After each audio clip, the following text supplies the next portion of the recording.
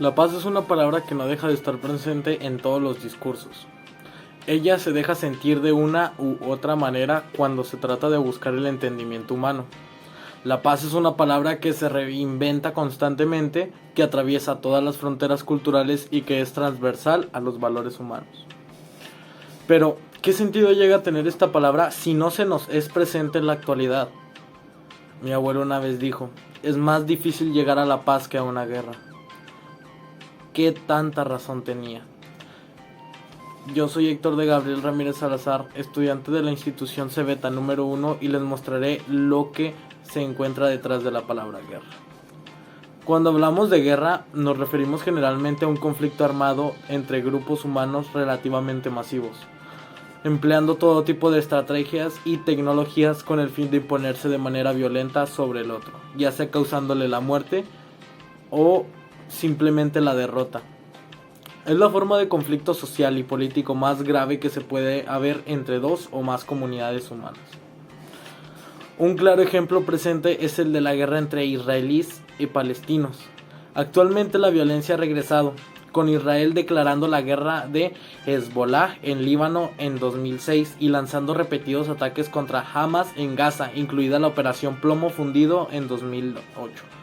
La operación Pilar de Defensa del 2012 y la operación Margen Protector del 2014. Más violencia estalló el día de Nakba, tanto en 2017 como en 2018.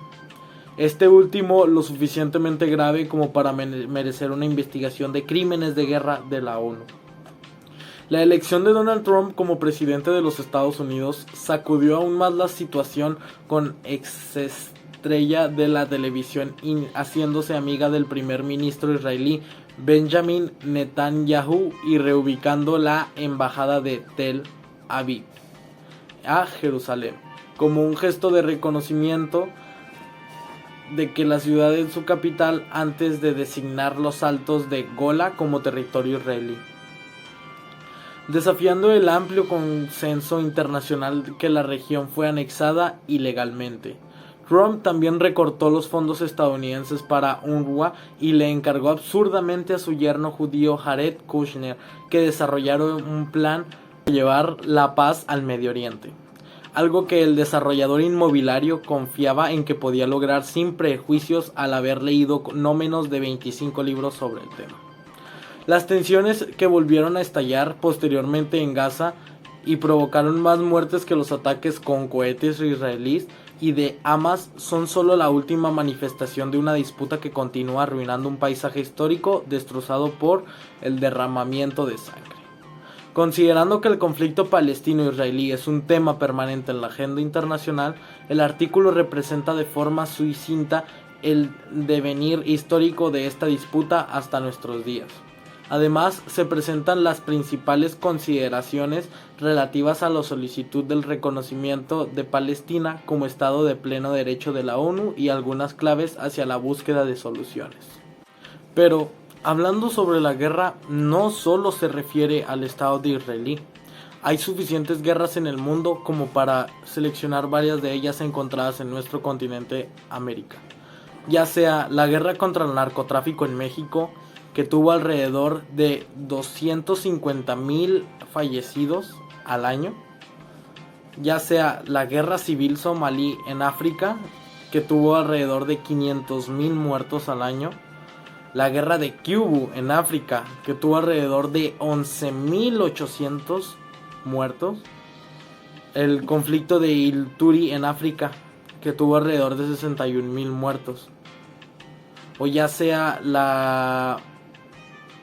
el conflicto moro en Oceanía, que tuvo alrededor de 140,000 fallecidos en un año, o el conflicto coreano entre Corea del Sur y Corea del Norte, que se encontró en Asia y tuvo alrededor de más de 5 millones de muertos en su conflicto humano, o en la insurgencia del ejército de resistencia del Señor entre Cónigo y la República Centroafricana, que tuvo alrededor de 100,000 fallecidos en ese momento.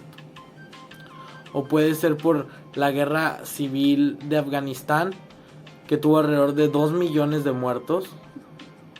El conflicto del cual se habló ahorita, que era Israel y Palestina tuvo alrededor de 50,000 fallecidos.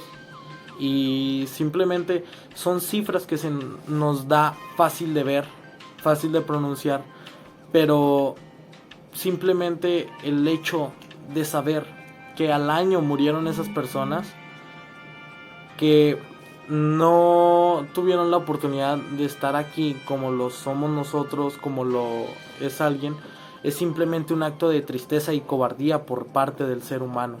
Es cruel saber lo mucho que sufre la gente, lo mucho que sufren las familias, los países, comunidades extranjeras, incluso locales, a la corrupción, al maltrato y a todo ese tipo de cosas que cometemos nosotros al estar ciegos y tomados completamente por el control de la avaricia, el enojo y la imprudencia humana.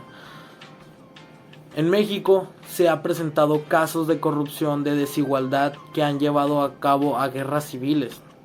Una guerra civil es cuando el pueblo se levanta ante el gobierno o entre la misma comunidad se genera un conflicto armado, el cual tiene como objetivo tener la razón muchas veces, tomar posesión de algún cargo, disputar a alguien de algún cargo político, ya sea presidente, gobernador o alcalde.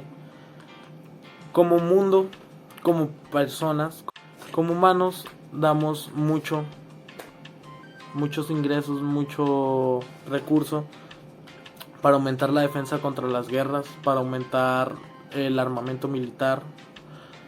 El año pasado casi Estados Unidos invirtió más de 500,000 millones de dólares a su armamento militar, ya sea para comprar misiles, aumentar los avances tecnológicos, nuevas armas, nuevo adiestramiento, aumentó su número de soldados. ¿Y esto para qué finalidad? Para estar protegidos. El ser humano vive con constante miedo, ya sea por el trabajo, por algún conflicto o algunos problemas familiares. Pero los países sufren de miedo a algún conflicto y guerra entre sí mismos. Y es muy mal y triste que en vez de apoyar otras cosas y seguir aumentando sus valores a otras situaciones, como lo es el hambre, como lo es la desigualdad de género, como lo es la corrupción política, el maltrato animal, el ambiente climático, el cambio climático, el calentamiento global, como lo es esas grandes cosas, nos pongamos simplemente a pensar en defendernos y ser los primeros en contraatacar o en atacar. Entonces, antes de checar quién va a disparar el gatillo, primero chécate de qué lado de la bomba estás, si en la mecha o en el otro extremo de ella. Soy Héctor de Gabriel Ramírez Salazar y un gusto compartirles esta información. Gracias.